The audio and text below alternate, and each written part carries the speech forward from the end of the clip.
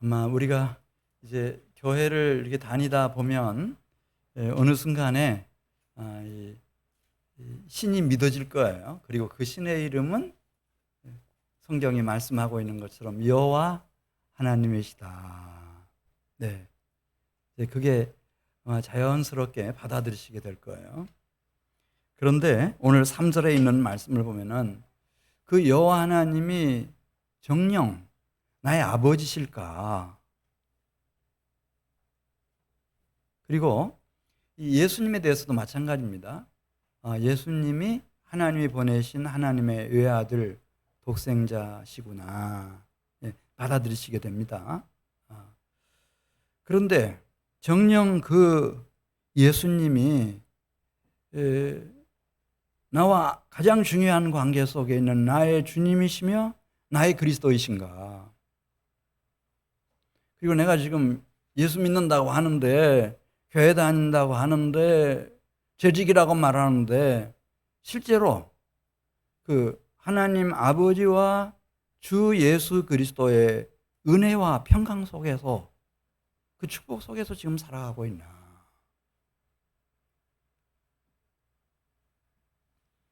아니, 무슨 자격으로 내가 여호와 하나님을 아버지라고 부르며, 어떻게 해서 내가 예수 그리스도를 나의 주, 나의 그리스도라고 그렇게 고백할 수가 있는가?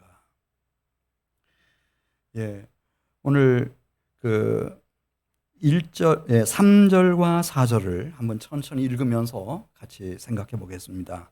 우리 하나님 아버지와 주 예수 그리스도로부터 은혜와 평강이 있기를 원하노라. 4절입니다. 그리스도께서 하나님 곧 우리 아버지의 뜻을 따라 이 악한 세대에서 우리를 건지시려고 우리 죄를 대속하기 위하여 자기 몸을 주셨으니. 그래, 내가 여호와 하나님이 진정 내 아버지신가? 예수님이 나의 가장 소중한 주님이시며 그리스도이시며 영원한 신랑이신가? 그 물음을 던졌을 때 가장 걸리는 것이 사실은 내 양심입니다. 다른 사람은 나를 모르지만 나는 나를 압니다.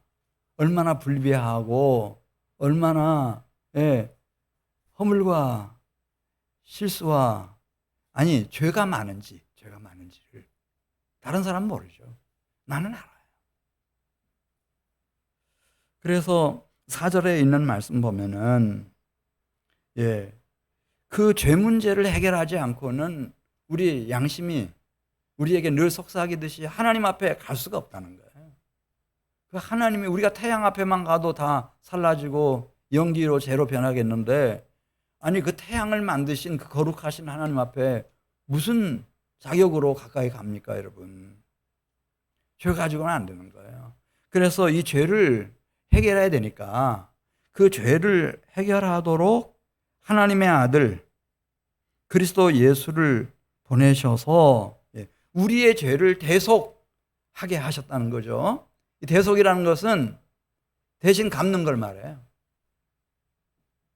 내 죄의 빚을 대신 갚는 거죠. 그리고 죄의 노예로 팔렸던 나를 다시 사서 양민이 되게 하는 거죠. 자유를 가진 정상적인 생활을 할 수 있도록. 이걸 속량이라고도 하고 대속이라고도 하고. 그 두 가지가 그거를 얘기하고 있어요. 첫째는 사람이라면 마음이 있고요. 그 마음에 지성소가 있거든요. 그걸 양심이라고 해요. 그 양심의 소리가 늘 있어요. 너 그렇게 막 살면 안 된다. 교회 다녀도 안 되고 예수 믿어도 안 된다. 하나님 앞에 가까이 나갈 수가 없다. 하나님의 은혜와 평강을 복을 누릴 수 없지. 이렇게 양심이 막 계속 말하죠. 그리고 히브리서 9장 22절에 보면 또 하나가 있어요. 그게 뭔가 하면은 하나님이 성령 받은 선지자들을 통해서 우리 인류 사회에 남겨주신 이 구약 성경, 신약 성경, 이 토라, 율법에 그게 나와요. 히브리서 9장 22절 율법을 따라 거의 모든 물건이 피로써 정결하게 되나니 피 흘림이 없은즉 사함이 없느니라. 예, 이 죄라고 하는 것이 그냥 덮어놓고 지나갈 수 있는 게 아니라는 거예요. 하나는 내 마음과 양심이 존재하는 한은, 그다음에 또 한 가지는 하나님의 율법이 시퍼렇게 살아있는 동안에는 이 죄 문제를 해결하지 않고는 우리가 하나님 앞에 갈 수도 없고 하나님의 은혜와 평강을 받기는 고사하고 우리가 그 죄로 말미암은 율법의 저주, 사망의 심판, 그리고 죄에 팔렸기 때문에 공중권세 잡은 사탄 마귀와 악령과 귀신들이 가지고 노니까 이 죄 문제를 해결해야 된다는 거죠. 죄 문제를 어떻게 해결하셨는지를 로마서 5장 8절에 말씀하고 있습니다. 이것은 아까도 우리 안수 집사님 기도해 주셨지만 내가 어떻게 애쓰고 노력한다고 되는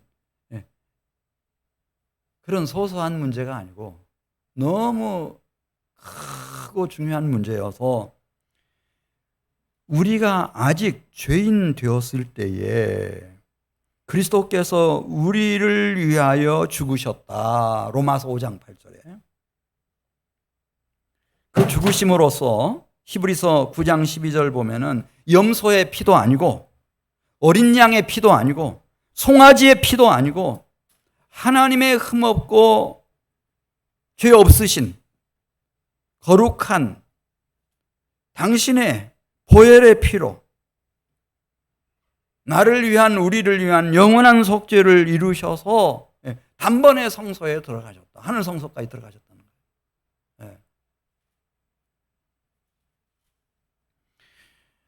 우리는 아담과 하와 이후로 뭐 조상 때부터 부모님 때부터 지금껏 어떻게 살아왔나 로마서 5장 10절에 있는 말씀을 보면은 죄인으로서 하나님과 원수로 행했다는 거예요. 이 공중권세 잡은 사탄 마귀가 우리 조정하는 대로 그냥 하나님과 원수로 행했다는 거예요. 우리가 원수 되었을 때에 하나님이 당신의 아들의 죽으심으로 말미암아 우리 죄를 사해 주시고 하나님과 화목하게 만들어 주셨다. 그렇게 말씀했습니다.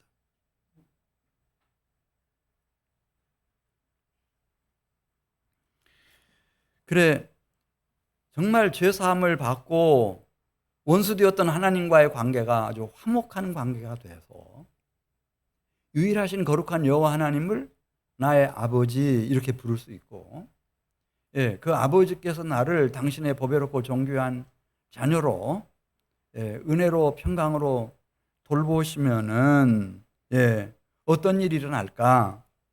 이제 똑같은 내용을 기록하고 있는 그 서신서가 하나 있는데 그게 에베소서예요. 에베소서 1장 2절 한번 띄워주실래요? 거기 보면 똑같습니다. 오늘 우리 본문하고 같이 나와요. 한번 제가 읽어드리겠어요.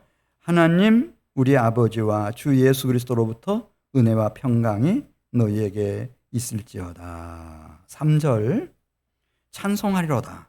하나님 곧 우리 주 예수 그리스도의 아버지께서 그리스도 안에서 이 은혜와 평강을 베푸시는데 그게 뭔가 하늘에 속한 모든 신령한 복을 우리에게 아낌없이 주신다는 거예요. 여호와 하나님이 우주 세계를 창조했을 뿐만 아니라 나의 생명과 영혼도 지으셨어요. 그리고 그분이 사랑하세요. 자기 작품이라서 그런 거예요. 그렇게 사랑하세요. 그리고 결국은 우리가 죄 가운데 빠져서 하나님과 원수로 행하니까 이 죄 문제를 일단 해결하기 위해서 하나님의 독생자 그리스도 예수를 보내주셨고 그 그리스도 예수를 통해서 죄사함 받고 하나님과 원수된 관계를 일단 청산을 하고 하나님과 화목한 관계 속에 들어온 사람들에게 은혜와 평강을 베푸시는데 그것을 이제 에베소서 1장 3절에서 하나님은 아낌없이 하늘에 속한 모든 신령한 복을 다 주신다는 거예요. 에베소서 1장 4절 가서 보겠습니다. 그걸 이렇게 썼어요. 에베소서 1장 4절부터 5절까지 말씀인데요. 창세전에 그리스도 안에서 우리를 선택하시고, 우리가 어머니 모태에 임신되기도 전에, 아담과 하와가 지어지기도 전에, 창세전이니까, 그 영원 전에 하나님이 설계도를 같이 먼저 작성하셨는데, 그것이 무엇인가? 그리스도 안에서 지금 여기 앉아 계시는, 또 지금 영상으로 예배하고 있는 우리 성도들을 선택하셨다. 선택하셨어요. 그냥 이건 은혜예요. 선택하셨어요. 선택하셨을 뿐만 아니라 5절에 있는 말씀을 보면 그 하나님 아버지의 기쁘신 뜻대로 우리를 예정하셨어요. 그래서 그리스도 예수로 말미암아 우리는 자격 없지만, 우리는 실수와 허물과 죄가 넘쳐나지만, 예수 그리스도로 말미암아 우리 각 사람을 하늘에 계신 그 거룩하시고 영화로우신 하늘 아버지의 아들들이, 자녀들이 되게 해주셨어요. 그 예정 속에서 우리가 태어났고 오늘 여기까지 온 거예요.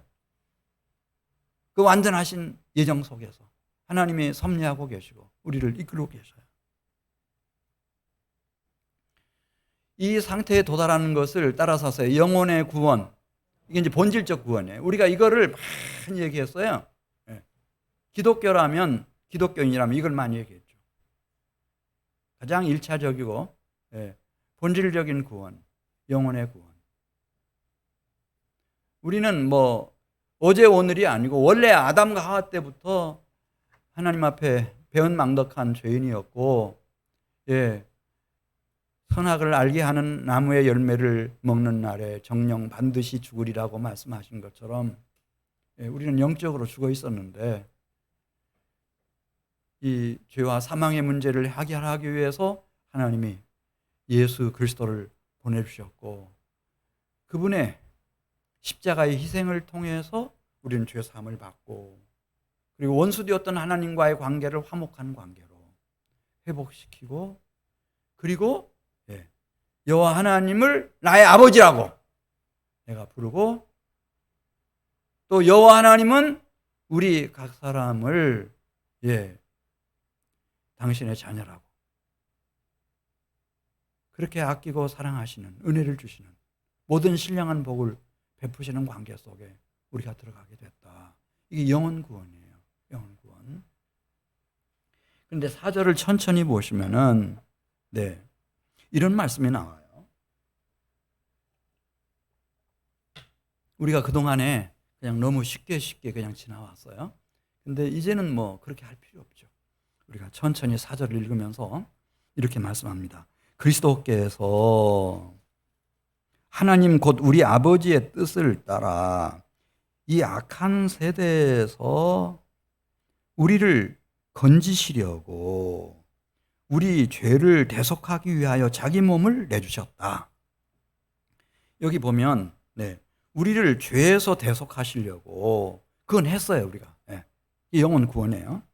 그런데 4절을 천천히 보면은 그리스도께서 하나님 곧 우리 아버지의 뜻을 따라 이 악한 세대에서 우리를 건지시려고 자기 몸을 내주셨다는 거예요. 이 악한 세대라고 하는 말이 나와요. 게네아, 이 세대라는 말을 좀 이해하고 가셔요. 이거 중요한 말이에요. 이 게네아, 세대라고 하는 말은 그 1차적 의미는 birth, 탄생을 말하는 거예요. 어머니의 뱃속에서 내가 태어났어요. 이 세상에 태어난 생명, 그 게네아예요. 게네아. 두 번째 의미는 이 세대라고 번역된 게네아, 두 번째 의미는 그 생명이 살아갈 공간을 말해요. 그러니까 집. 우리는 대전에서, 대한민국에서 살아요. 물론 또 미국 여행 마치고 오신 분들도 계시고 그렇게 하겠지만은, 그럼 우리는 이 지구상에서 사는 거예요. 하나님이 만들어 놓은 그 어머니를 통해서 태어난 나의 생명이 살아갈 그 자리, 공간, 그 집이든 도시든 국가든 이 지구든 이걸 게네아 그렇게 말합니다. 세상이라고도 그렇게 말해요. 그리고 이 게네아라고 하는 아주 중요한 의미가 그 어머니를 통해서 태어난 생명이 누릴 하나님이 부여하신 시간, 세월, 생애, 그게 게네아예요. 어떤 분은 뭐 60년, 90년, 혹은 뭐 120년, 이게 게네아예요. 자, 우리가 볼 때는 아무 문제가 없어요. 막 어머니 뱃속에서 신생아가 태어났어요. 예. 얼마나 귀엽습니까? 예. 얼마나 천진난만해요. 어린아이들의 눈동자를 보셨어요? 죄가 하나도 없는 것 같아요. 근데 자녀들 낳아서 키워본 분들 아시죠? 그 아이한테 야, 너 저기 네 언니랑 싸워라. 네 형하고 한번 붙어라. 또 너 거짓말해라. 거짓말해라. 또 유치원 가요. 예. 초등학교 입학시켜요. 너 옆에 있는 친구 탐나는 물건 있으면 가지고 오너라. 예. 그렇게 가르치시는 사람이 없죠. 없는데도요. 그렇게 이기적일 수가 없어요. 예. 그리고 왜 이렇게 욕은 빨리 배워요? 못된 거는 거짓말 그렇게 잘해요. 덤비는데 막 엄마 내가 엄마 죽여버릴 거야. 조그만한 게 막 이러고 덤빈다니까요. 하나님 보실 때는 이 악한 세대에 이렇게 말했어요. 생명도 어머니 뱃속에서 나온 그 귀여운 생명도 이 악한 게네아예요. 악한 생명이에요. 그리고 살아갈 이 가정이나 이 공간도 그에게 주어진 시간이 얼마가 됐든 80년이 됐든 100년이 됐든 이게 악한 게네아예요. 악한 게네아. 지금 주님 말씀하시는 거예요. 하나님이 왜 그리스도 예수를 보내주셨는가? 물론 우리의 본질적인 영혼의 구원 위해서 보내주셨어요. 그러나 오늘 여기 1장 4절에 있는 말씀을 보면은 이 악한 세대에서 우리를 건져주시기 위해서 보내주셨고 그는 이 세상에 와서 그 아버지의 뜻, 소원을 따라 자기 몸을 십자가 위에 내주셨다는 거예요.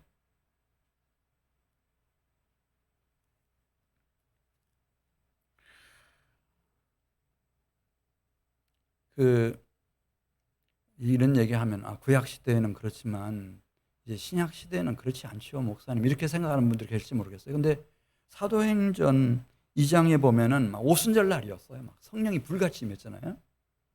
수제자인 베드로가 일어나 가지고 설교를 했어요. 오순절 설교 유명하지 않습니까, 여러분? 그 오순절 설교의 핵심 주제가 뭔지 아세요? 제가 읽어드릴게요. 2장 40절. 너희가 이 패역한 세대에서 구원을 받으라! 이거였어요. 이 세대가요. 네. 이게 패역한 세대라는 거예요. 패역한 세대. 왜 패역한 세대인가? 네. 예수님이 이 세상에 오셨잖아요. 왜 오셨는지 그 마태복음 20장 28절에서 인자가 온 것은 섬기기 위해서 오셨다는 거예요. 우리를 섬겨주시려고 오셨대요. 섬기는 것만 가지고 부족할 경우에는 자기의 목숨까지 많은 사람의 대속물로 내주시기 위해서 오셨대요. 이런 분이 어디 있어요? 아니, 다 섬김받기 위해서 이 세상에서 여러 가지 일들을 도모하는 거지 섬기기 위해서. 예수님만 그렇게 오신 거예요. 예수님만. 사랑이신 아버지 하나님의 품속에서부터 오신 예수님만 섬기려고 오셨어요. 그리고 다른 사람들의 영혼을 구원하시기 위한 대속물로 자기의 몸과 영혼을 내주시기 위해서 오셨어요. 그러면 당연히 이 세상 사람들이 이런 예수님을 어떻게 대접해야 할까요? 귀하게 대접해야 되죠. 그런데 이사야 선지자 때부터 성령으로 감동을 받은 그는 이렇게 썼어요. 그분이 곤욕을 당하여 괴로울 때에도 그의 입을 열지 아니하였으며 마치 도수장으로 끌려가는 어린 양과 털 깎는 자 앞에서 잠잠한 양같이 그 입을 열지 아니하였도다. 그분은 곤욕과 신문을 당하고 끌려갔으나 그 세대 중에 누가 생각하기를 그가 살아있는 자들의 땅에서 끊어짐은 마땅히 형벌을 받을 내 백성의 허물 때문이라 그렇게 생각한 사람이 하나도 없었다는 거예요. 심지어 갈릴리 사람들까지 예수를 따르는, 예수님이 죽었다가 3일 만에 다시 살아난다고 하는 얘기를 믿은 사람이 한 사람도 없어요. 막달라 마리아도 시신 찾으러 무덤에 갔지 부활하신 주님 만나러 갔습니까, 여러분? 아무도 없어요. 그냥 사내들인 공회가 됐든 의장 대제사장이 됐든 헤로드 왕이 됐든 총독 빌라도가 됐든 그냥 정당하게 예수는 이 공회에 심판받았고 헤로드 왕도 다 거기 사인했고 총독 빌라도도 다 승인했고, 그래 적법한 절차를 거쳐서 예수가 십자가에 죽은 거지, 그 순간부터 지금까지 2000년 지나도록 자연인으로서 그런 귀한 의인이 섬기기 위해서 오신, 우리를 위한 대속물로 자신의 영혼과 몸을 바치려고 오신 분이 왜 그렇게 십자가 위에서 돌아가셨을까? 그걸 고민하거나 그 이유를 깨우친 사람이 하나도 없다는 거예요. 관심 없어요, 여러분. 무슨 관심이 있어요? 아무 관심도 없어요.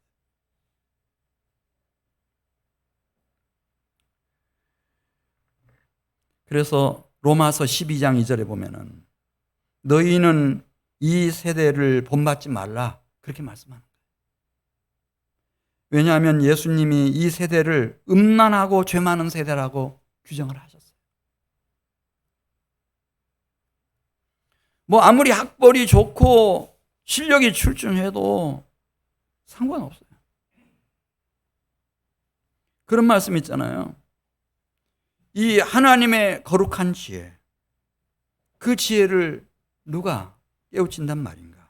이 지혜는 이 세대의 통치자들이 한 사람도 알지 못하였나니 만일 알았더라면 영광의 주를 십자가에 못 박지 아니하였으리라. 그렇게 말씀했어요. 아무도, 어떤 현인도, 대단한 그런 정치 지도자도 알지 못했어요. 왜냐하면 오직 하나님의 성령으로 이것을 우리에게 보이셨으니 성령은 모든 것 곧 하나님의 깊은 것까지 통달하시느니라. 진리의 성령이 아니면 알 수가 없어요. 딱 한 사람, 이분을 알아본 분이 계셨죠. 이 사람은 구약의 마지막 선지자인데 신비한 일이었어요. 어머니 모태에서부터 성령의 충만함을 받은 선지자예요. 침례 요한이죠. 침례 요한이 그 성령의 이끌림을 받아서 요단강에서 침례를 베풀어요. 이분을 만나기 위한 절차였어요. 회개하라, 천국이 가까웠느니라. 복음을, 메시지를 선포하면서 이분이 오신 거예요. 물에 잠겼다가 침례를 받으시고 올라오시는데 성령께서 조명해 주시니까 그게 보여요. 이분이 왜 성령이 비둘기같이 임하시는 거예요. 그리고 음성이 들려와요. 이는 내 사랑하는 아들이요 내 기뻐하는 자인데, 바로 이 예수가 성령으로 침례를 베풀 자다. 그러니까 메시아와 그리스도는 의미가 달라요. 메시아는 기름 부음을 받은 자라고 하는 뜻이고, 그리스도라고 하는 말은 성령으로 잉태되시고 성령의 기름 부음이 임하시고 성령의 이끌림을 받으시고 성령으로 사역하시면서 성령의 침례를 베푸실 분이라고 하는 뜻이에요.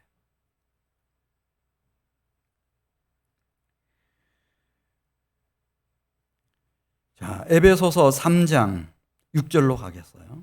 이분이 오시고 나면은 이제 어떤 일이 인류 사회 속에 이제 시작이 될 것인지를 말씀해요. 이분이 오시고 나면은 이전에 없었던 일, 이는 이방인들이 그리스도의 복음으로 말미암아 그리스도 예수 안에서 함께 상속자가 되고 함께 지체가 되고 함께 약속에 참여하는 자가 되리라. 네, 뭐 왕이나 선지자나 아론 같은 대제사장이나 그런 사람들뿐만 아니라 이방인들, 유대인 아닌 이스라엘 백성 아닌 저 이방 땅 끝까지 말이죠. 이런 사람들이 일어나게 될 것이다.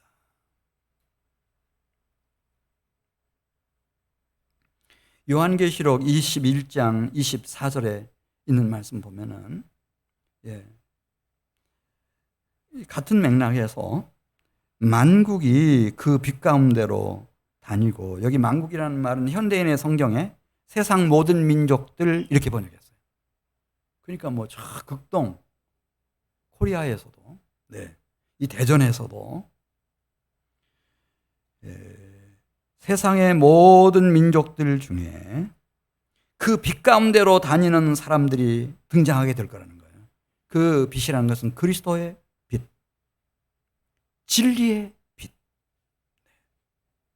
생명의 빛, 성령의 빛, 이 천국의 빛 가운데로 들어가는 사람들이 있을 것이고, 땅의 왕들이 뭐 세상 사람들 보기에는 뭐 특별한 거 없는 것처럼 보이지만은 베드로전서 2장 9절에 있는 말씀을 보면은 이 예수 그리스도를 통해서 왕 같은 제사장이 된 사람들, 그래서 죄 사함 받고 하나님과 화목한 관계를 맺고 하나님의 모든 신령한 복을 받고 살아가는 땅의 왕들, 이 땅에서 이기는 자들이 그 영광을 가지고 그 성 하나님 나라로 들어가는 거예요.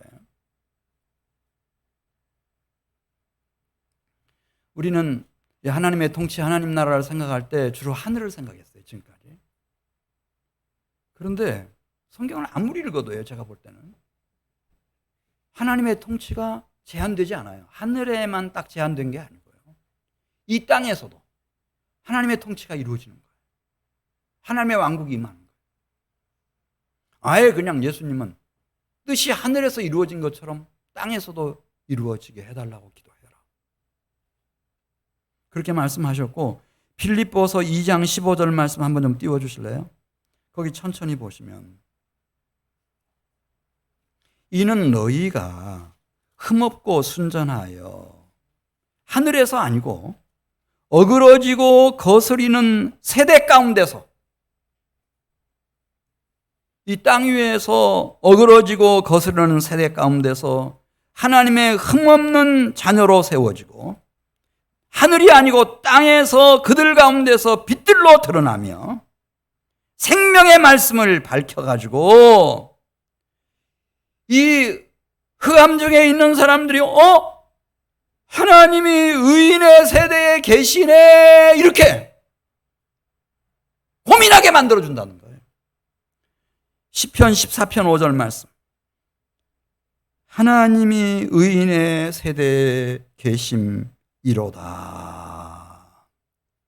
하나님의 통치가 물론 성도들에게 임하겠죠.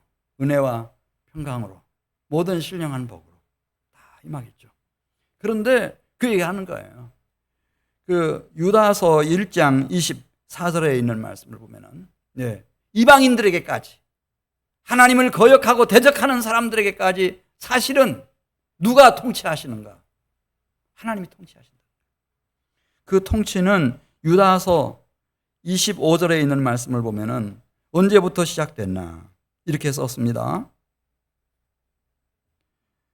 하나님의 그 영광과 위엄과 권력과 권세의 통치가 영원 전부터 이제와 영원토록 있을지어다. 아멘. 그러니까 우리가 하나님을 떠났고 하나님과 원수로 행하며 어둠 속에, 흑암 속에 있어서 그랬지, 원래 하나님은 영원 전에도 그분이 창조주이시고 그분이 다 선택하시고 그분이 예정하시고 경륜하시고 섭리하시고 다스리셨다는 거예요.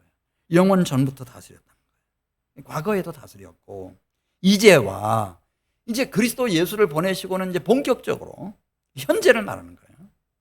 그분의 통치가 임하고 있고 그리고 미래 영원토록 주님의 나라는 뭐 하나님의 나라에서 하늘에서뿐만 아니라 이 땅에서도 그리고 그분을 믿고 화목한 관계를 맺은 성도들의 심령과 생애 속에서도 이루어져 간다. 그렇게 말씀하고 있습니다. 베드로전서 5장 10절에 있는 말씀을 보면은 우리는 그런 이제 생각할 수 있어요. 하나님이 다스린다면 이게 뭐야? 내가 어려서부터 예수 믿었잖아. 하나님 앞에 내 생애를 바치지 않았는가? 그런데 이런 어려움과 이런 고난과 이런 아픔이 왜 나에게 생겨나는 거야? 정말 하나님이 살아계시고 그 하나님이 다스리시고 통치하시는 게 맞아? 그 물음에 대해서 베드로전서 5장 10절에 사도 베드로가 이렇게 답했어요. 맞다는 거예요. 교회 다니고 예수 참 믿고 새벽 제단 열심히 쌓고 성령을 사모하고 이렇게 살아가는 사람도 고난이 있다는 거예요. 근데 그 고난이라고 하는 것이 저주와 재앙의 고난이 아니고 이렇게 썼어요. 영원한 영광에 우리를 들어가게 하시는 아버지 하나님이 잠깐 고난을 당한 너희를 친히 하나님이 직접 사탄 마귀가 욥을 공격하잖아요. 그럼 그걸 기회로 해서 하나님이 친히 개입하셔요.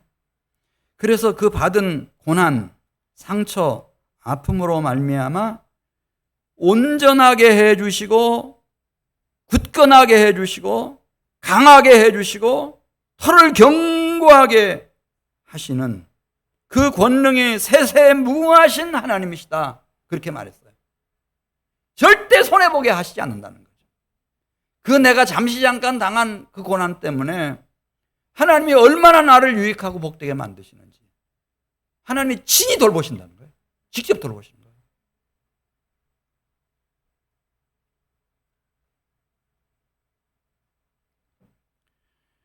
그 사랑하는 사도 요한이 나이가 거의 100세가 다 됐을 때 체포됐어요. 밤모섬 불모지로 끌려가요. 이런 일이 어디 있어요? 노인들은요 가만둬도 몸 일으키기도 힘들어요. 네. 화장실 가기도 너무너무 힘들어. 음식 씹을 수 있는 힘도 없어요. 네. 100세가 다 됐어요. 그런데 어떻게 이 악한 세대에서부터 이 요한을 도와주는지 요한계시록 1장 17절에 나와요. 주께서 이 요한의 머리 위에 손을 얹으시고 말씀하셔요. 요한아 두려워하지 말라. 이제부터 나는 살아있는 자라 내가 전에 죽었었노라. 볼지어다 이제부터 살아있어 사망과 음부의 열쇠를 가졌노라. 그러니까 아마 이제 사도 요한이 이러다가 내가 죽겠다 이런 두려움에 사로잡혀서 났어요. 그러니까 주님 말씀하시는 거예요. 아니야 그렇게 죽는 게 아니야. 이 사망과 음부의 키는 내 손에 있어. 그렇게 말씀하시는 거예요. 그러니까 그분이 다 영혼을 부르시기도 하고 이 세상에 태어나시기도 하시고 천국에 보내기도 하고 지옥에 보내기도 하고 실제로 예수님이 그렇게 말씀하시잖아요. 베드로에게 내가 너에게 천국 열쇠를 준다. 그러면서 중요한 얘기를 하세요. 그래 천국 열쇠를 누가 주시는가? 천국 열쇠가 있어야 하나님 나라 들어가죠. 이 세상 떠날 때 혼자 가요. 누구든지 다요. 무슨 아무리 사랑한다 한들 뭐 배우자가 뭐 부모가 자식이 같이 동행해 줄 사람 없어요. 다 그 외롭고 고독한 길을 다 가는데 이때 천국 열쇠 있어야 돼요. 천국 열쇠. 근데 천국 열쇠 주시는 분이 누군가? 그리스도께서 주시는 거죠. 그리스도께서 주셔요. 그분이 이렇게 말씀하세요. 베드로에게 내가 너에게 천국 열쇠를 주는데 너는 이 키를 가지고 내가 땅에서 무엇이든지 매면 하늘에서도 매일 것이요 내가 땅에서 무엇이든지 풀면 하늘에서도 풀리리라. 여기 보면요 하늘과 땅이 딱 갈라져 있는 게 아니에요. 하나예요. 하늘도 하나님이 만드셨고 땅도 하나님 만드셨고 하나님이 주인이시고 하나님이 다스리시고 통치하셔요. 그리고 누가 하나님 나라에 들어가는가? 이 땅에서 매면 하늘에서도, 이 땅에서 잠그면 하나님 나라도 잠겨져 버린다는 거죠. 이 땅에서 풀면 하나님 나라도 풀린다는 거예요. 연결되어 있어요. 연결되어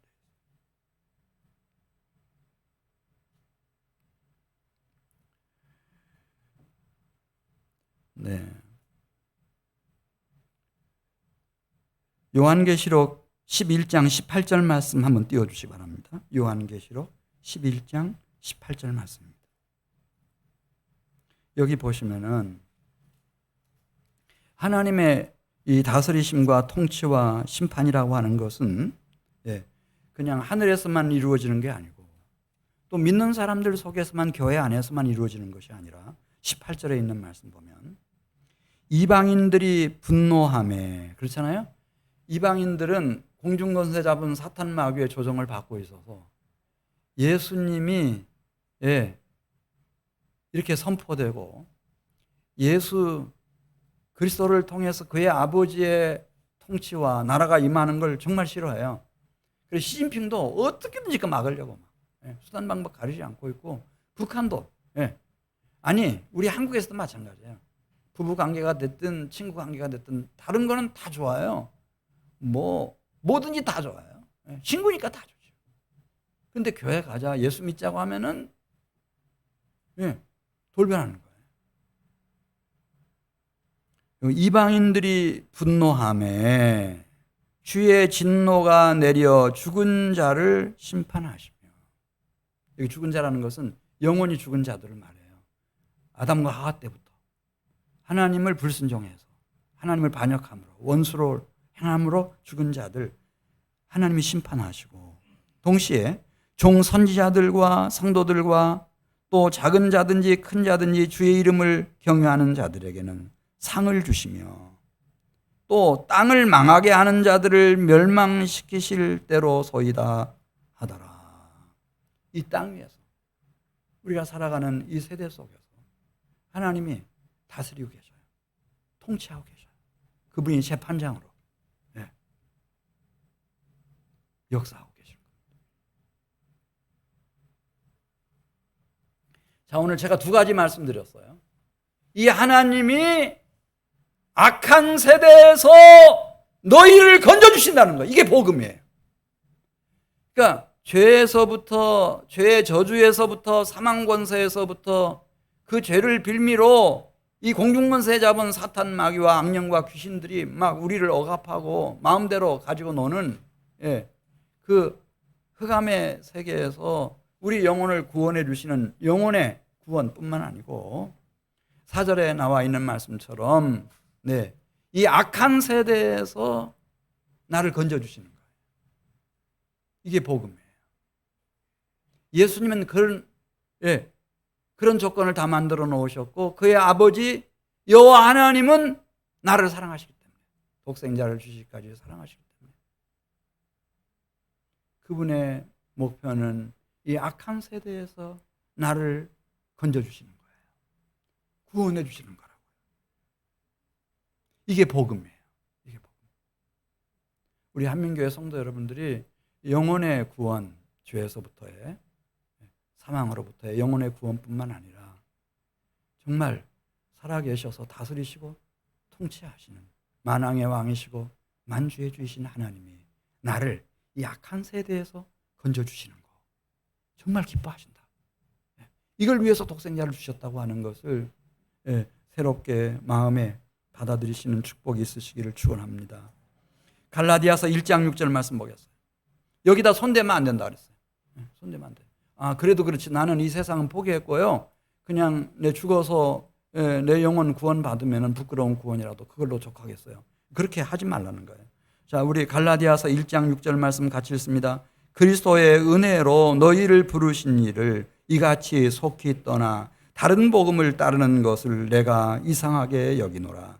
다른 복음은 없나니 다만 어떤 사람들이 너희를 교란하여 그리스도의 복음을 변하게 하려 함이라. 다른 복음은 안 된다는 거죠.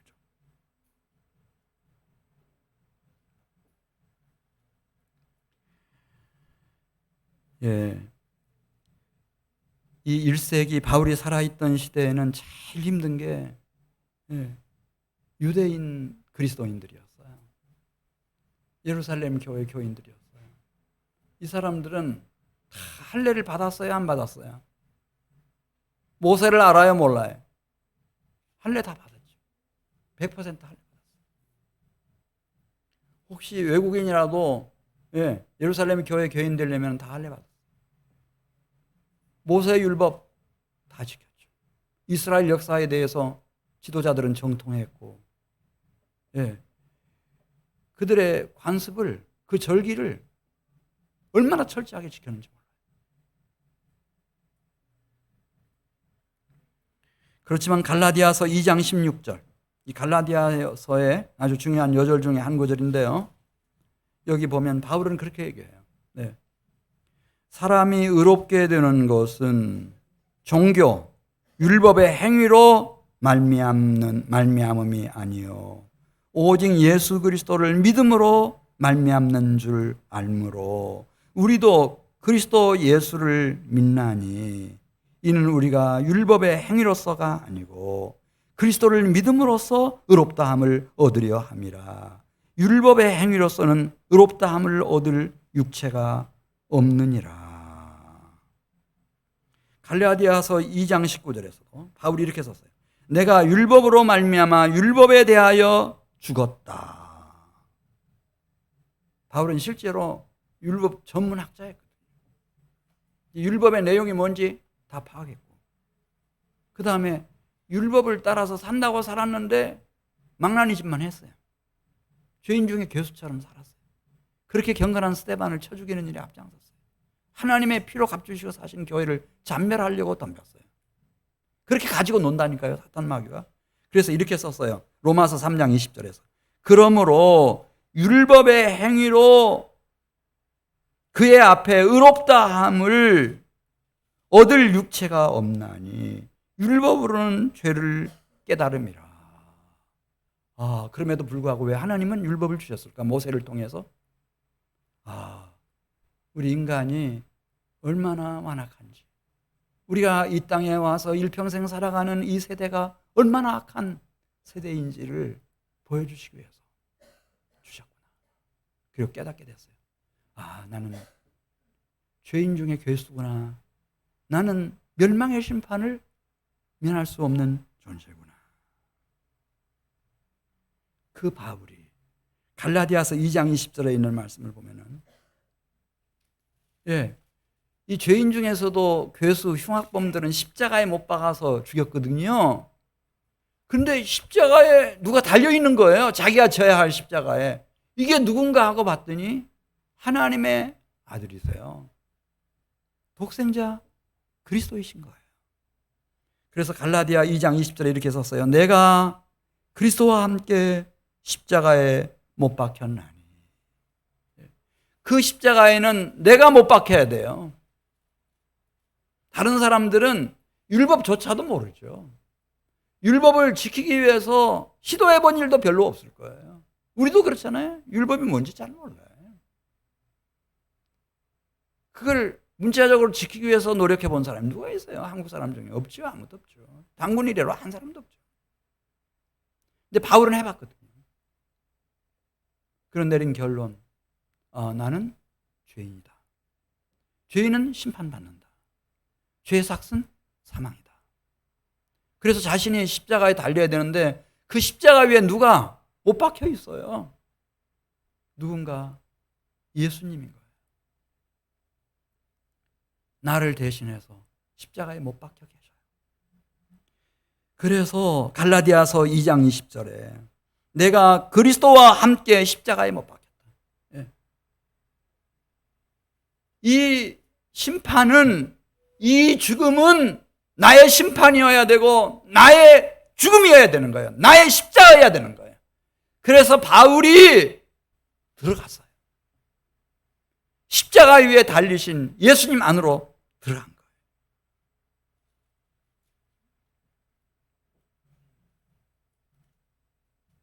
영어로 하면 참 재미있어요. 예. Into Christ. Into His death. 그리스도 안으로 들어갔다는 거예요. 그 자리가 내 자리니까. 그리스도의 죽음은 나의 죽음이어야 되니까. 그리스도로 들어갔다는 거예요. 다시 한번 갈라디아서 2장 20절 말씀을 천천히 읽어드리겠어요.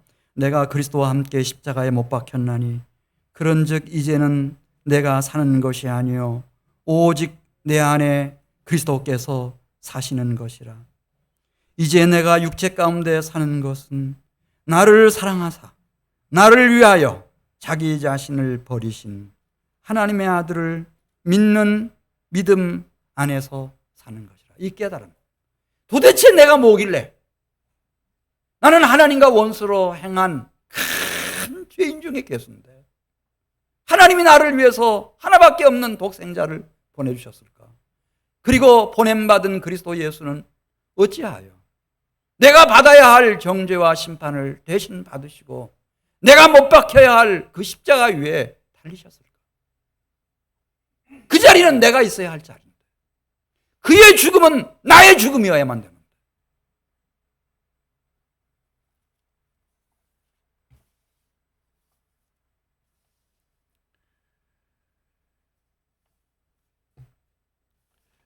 그래서 로마서 6장 3절에 보면 이렇게 썼어요. 예수 믿는다고 하는 의미가 뭔가를 설명하면서 그리스도 예수와 합하여 침례를 받은 우리는 그의 죽으심과 합하여 침례를 받았다고 하는 것을 꼭 기억하시라. Have been baptized into Christ, into His death. 예수님 안으로 들어가는 거예요. 예수님의 죽음 안으로 들어가는 거예요. 그때 하나님은 예수님을 죽은 자 가운데서 3일 만에 살려내셨어요. 그런 것처럼 다른 복음 없어요. 오직 그리스도 예수의 복음을 가지고 예수님 안에 들어간 사람들, 예수님의 죽음 안에 같이 나의 옛사람이 못 박혀서 죽은 사람들은 신비한 일을 경험해요. 하나님 나라에서 말고 이 땅 위에서 내가 혈육을 입고 있는 순간에 성령이 내 안에 새 생명을 잉태시키는 거예요. 새 생명이 태어나게 하시는 거예요. 이게 심령의 부활이에요. 진짜 새 생명이 일어나요. 그 체험을 한 사람들이 우리 주님 재림하실 때 사망 권세를 이기시고 그 신령한 몸으로 영화로운 부활을 하여 어린 양의 혼인잔치에 들어가고 천년왕국에 들어가고 하나님 나라로 가는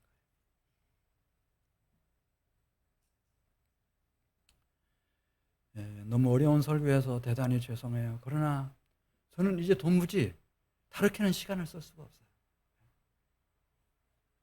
하나님이 주신 시간 동안 저는 이 오직 그리스도의 은혜의 복음 이거 얘기하고 끝날 거예요. 벌써 이제 8월 마지막 주일이고 다음 주일에 만나면 이제 계절 자체가 바뀌어요. 가을이에요. 가을.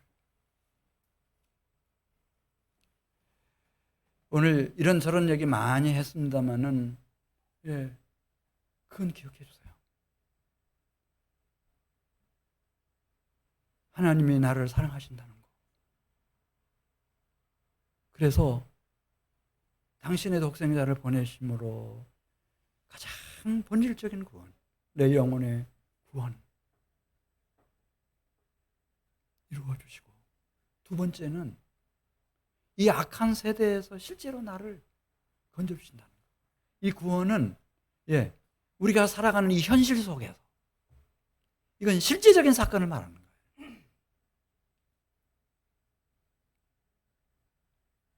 이걸 실존이라고 말해요. 진짜로. 이 세계 안에서 내가 살아있는 동안에, 내 혈육을 입고 있는 동안에 나를 악한 세대에서 그분이 건져주시는 거예요. 그래서 하나님의 은혜와 하나님의 평강과 모든 신령한 축복 속으로 나를 이끌어 가시는 거예요.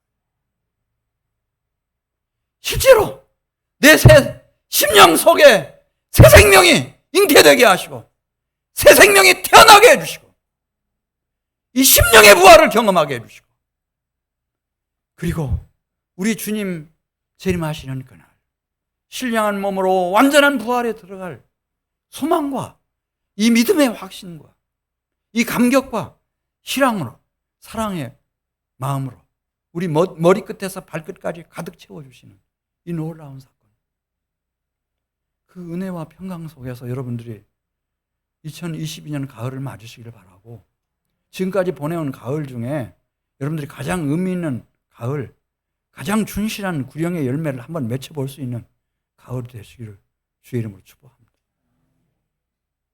우리 같이 기도.